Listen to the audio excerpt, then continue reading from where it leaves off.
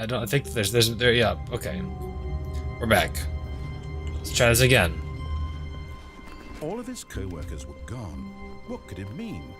Stanley decided to go to the meeting room. Perhaps he had simply missed a memo.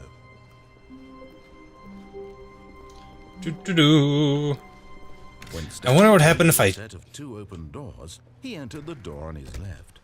I wonder what happened if I jumped off the thing at the on the right side. If I jumped off of it. No, so I still will. Does it restart me? Single person here either. Oh, it doesn't do it this In a time. wave of disbelief, Stanley decided to go up to his boss's office, hoping he might find. Stanley stepped into the broom closet, but there was nothing here, so he turned around and got back on track. I remember seeing this on something. Nope. I'm in the broom closet. No choice to make, no path to follow, just an It's empty, an empty closet. No reason to still be here. Try a little bit longer, see if he breaks. It was baffling that Stanley was still just sitting in the broom closet. He wasn't even doing anything. At least if there was something to interact with, he'd be justified in some way. No. He's literally just standing there doing sweet FA. I don't know what that means. Hey, we'll leave. Is it downstairs this time? Stanley walked upstairs There to there his wasn't boss's office. there wasn't a down last time.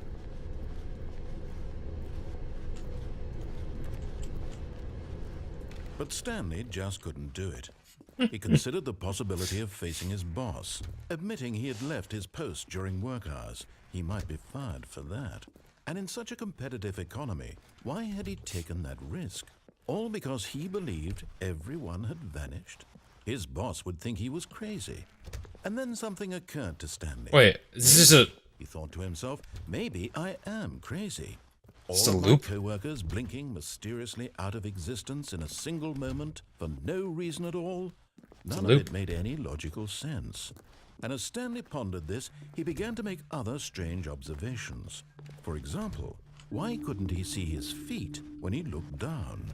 Why did doors close automatically behind him? Yeah, I did wonder that.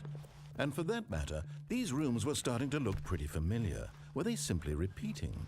No, Stanley said to himself, this is all too strange. This can't be real.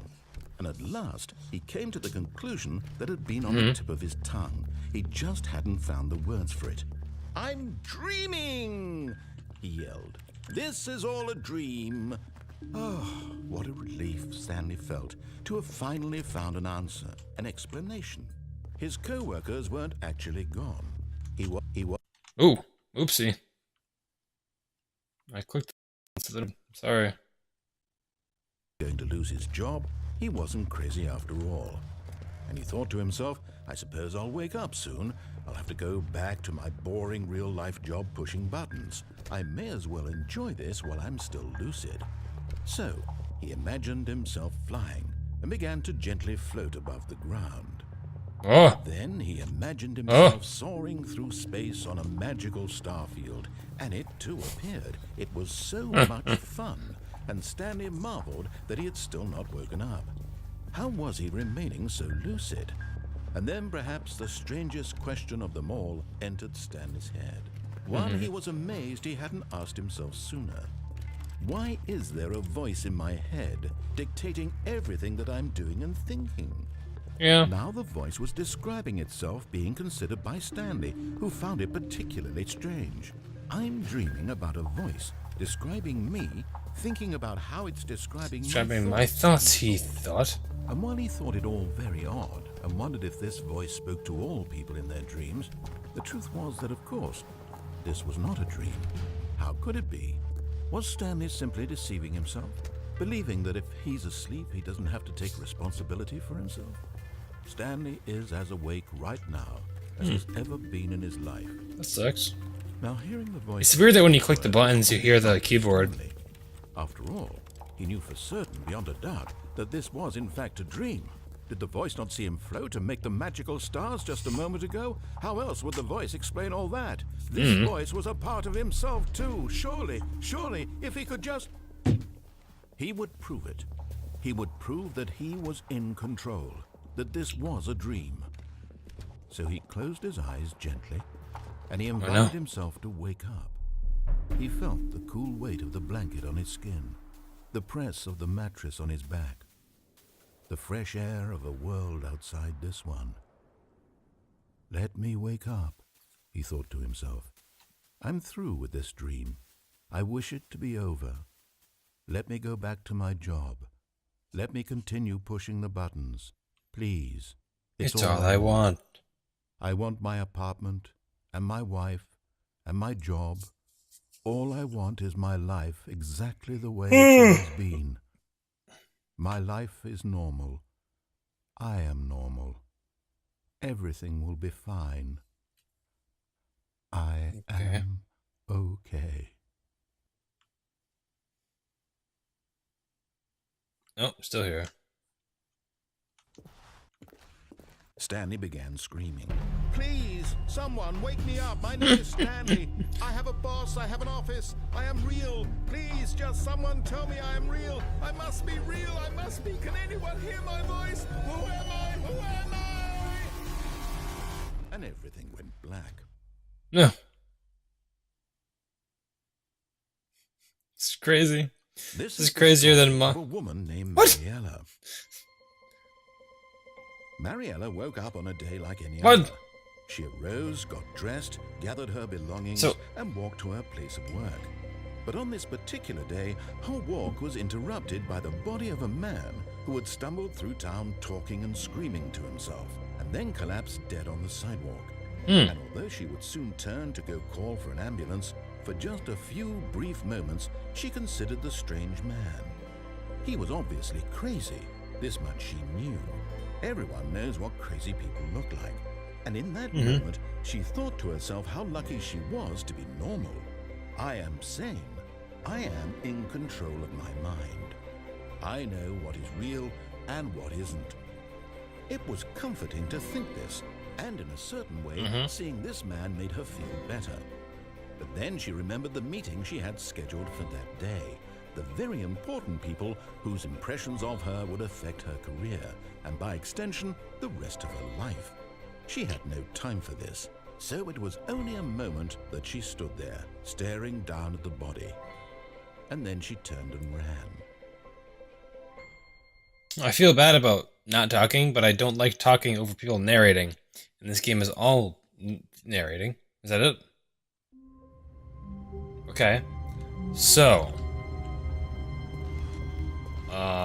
All of his co-workers were gone. What could it mean? Stanley decided to go to the meeting room. Perhaps he had simply missed a memo.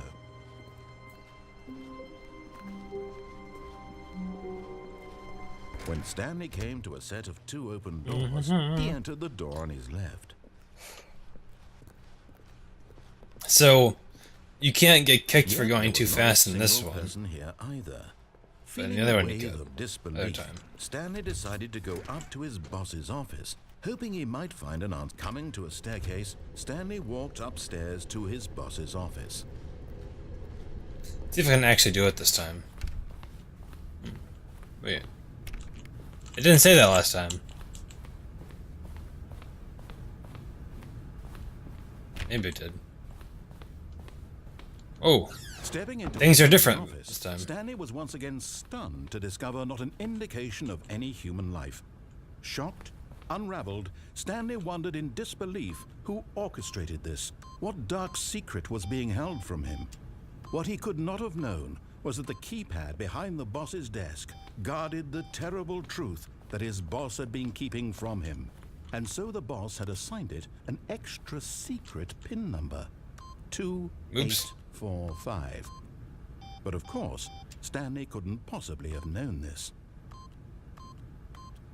Yet incredibly, by simply pushing random buttons on the keypad, Stanley happened to input the correct code by sheer luck. Amazing. He stepped into the newly opened passageway. Interesting. Now we're actually going down the correct path. This is what it was intended to happen. Oh, I was gonna say, this game is like more crazy than Moff's D&D sessions. Moff Summers. Descending deeper into the building, Stanley realized he felt a bit peculiar. It was a stirring of emotion in his chest, as though he felt more free to think for himself, to question the nature of his job. Why did he feel this now, when for years it had never occurred to him? This question would not go unanswered for long. This is the underground facility, I see. Stanley walked straight ahead through the large door that read Mind Control Facility.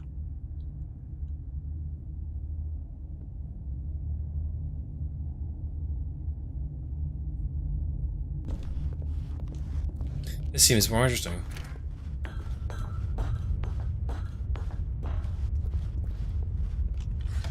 The lights rose on an enormous room packed with television screens. What horrible secret did this place hold? Stanley thought to himself. Did he have the strength to find out? Let's see. I'm pretty strong. Now the monitors jumped to life. Their true nature revealed. Oh, this is all the people? Of an employee in the building. Yeah. Stanley's co-workers. The lives of so many individuals reduced to images on a screen. And Stanley, one of them, eternally monitored in this place where freedom meant nothing. Interesting.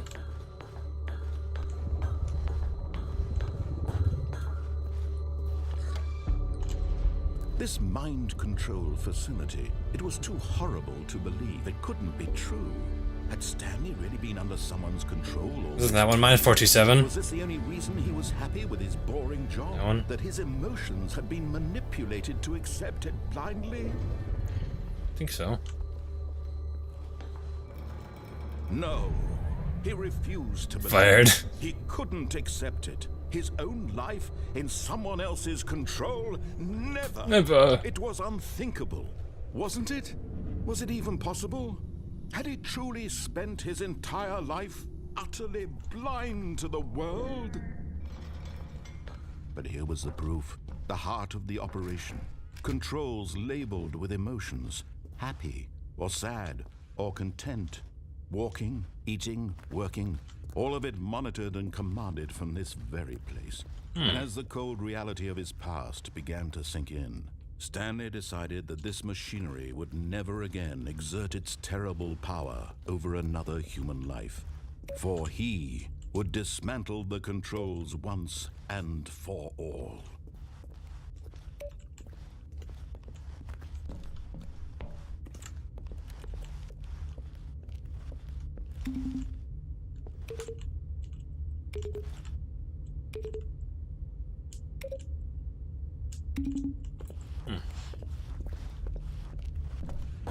Controls idle.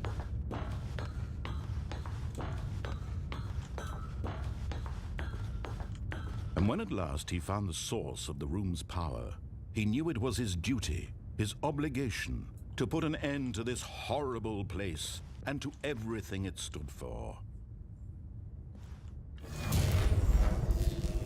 I'm vertical now. Oh, what's going on?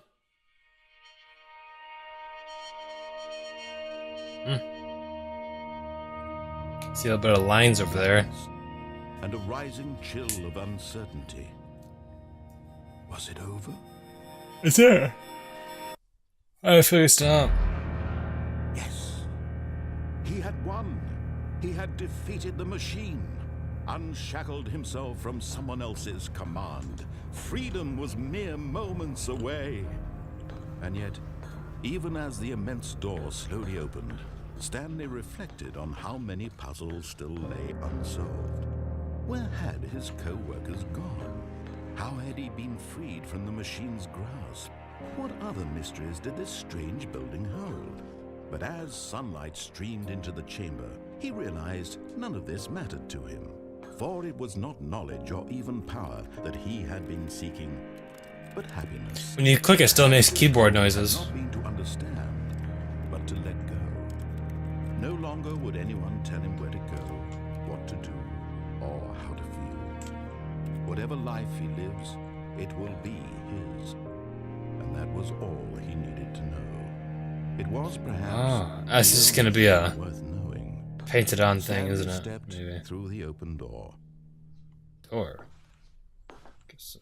Stanley felt the cool breeze upon his skin, the feeling of liberation, the immense possibility of the new path before him. This was exactly the way, right now, that things were meant to happen. And Stanley was happy. Was happy. Is that it? Right? Huh? Beat the game. Guess that's the end of the second one. Yeah. Yeah, 47. So I've done 2 endings now. I wonder how many there is.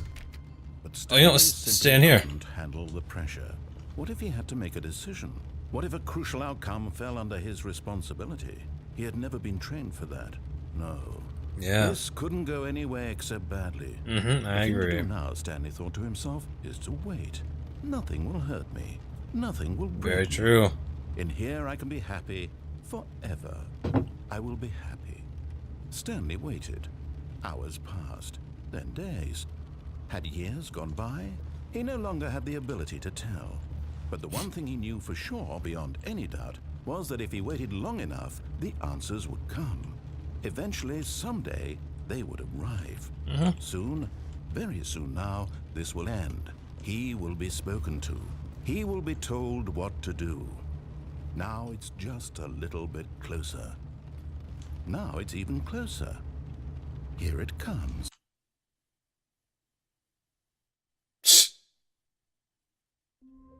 Okay. So that's it for today. I'm gonna consider that an ending. So three endings in 2 episodes. Wow, that's pretty good.